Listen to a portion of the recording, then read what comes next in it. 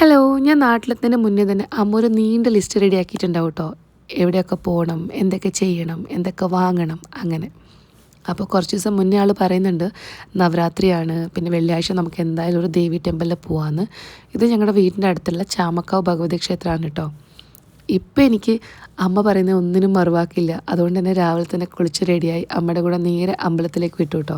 കൺമണി നല്ല ഉറക്കമായിരുന്നു. അതുകൊണ്ട് അച്ഛൻ്റെ അടുത്ത് കൺമണീനെ കിടത്തി ഉറക്കിയിട്ടാണ് ഞങ്ങൾ അമ്പലത്തിലേക്ക് വിട്ടത്. അതുപോലെ തന്നെ ചെറുപ്പം മുതലേ എൻ്റെ ഒരു ടെമ്പിൾ പാർട്ട്ണർ അമ്മ തന്നെയാണ് കേട്ടോ. എൻ്റെ കുഞ്ഞുനാൾ മുതൽ എല്ലാ അമ്പലങ്ങളിലും അമ്മ കൊണ്ടുപോകാൻ നോക്കാറുണ്ട്. അതുകൊണ്ട് തന്നെ ഞാനൊരു അമ്പലവാസിയായത് അങ്ങനെ തന്നെയാണ് കേട്ടോ. പിന്നെ ദാവൺഗിരിയിൽ നമ്മൾ എത്ര അമ്പലങ്ങൾ പോയി എന്ന് പറഞ്ഞു കഴിഞ്ഞാലും എനിക്ക് നമ്മുടെ നാട്ടിലെ അമ്പലങ്ങളിൽ കിട്ടുന്നൊരു വൈബ് എനിക്കവിടെ കിട്ടാറേ ഇല്ല.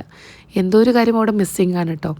നമ്മുടെ അമ്പലങ്ങളിൽ കിട്ടുന്ന ഭസ്മം, ചന്ദനം, ചെത്തിപ്പൂ, തുളസി അതൊന്നും അവിടെ ഇല്ലേ ഇല്ല. അവിടെ എന്താ കുങ്കുമവും മഞ്ഞൾപ്പൊടിയും പിന്നെ കുറച്ച് മുല്ലപ്പൂവും തരും. എനിക്ക് പക്ഷേ നമ്മുടെ നാട്ടിലെ അമ്പലമാണ് കേട്ടോ കുറച്ചുകൂടി ഇഷ്ടം. കുറച്ചുകൂടി എൻ്റെ മനസ്സിനടുത്ത് നിൽക്കുന്നത് നമ്മുടെ നാട്ടിലെ അമ്പലങ്ങളാണ് പറയുന്നതായിരിക്കും സത്യം. എനിക്കൊരിടം ഉണ്ടെങ്കിൽ നമ്മുടെ നാടും നാട്ടിലെ അമ്പലങ്ങളും ഈ ഒരു പോസിറ്റീവ് എനർജിയൊക്കെ തന്നെയാണ് കേട്ടോ.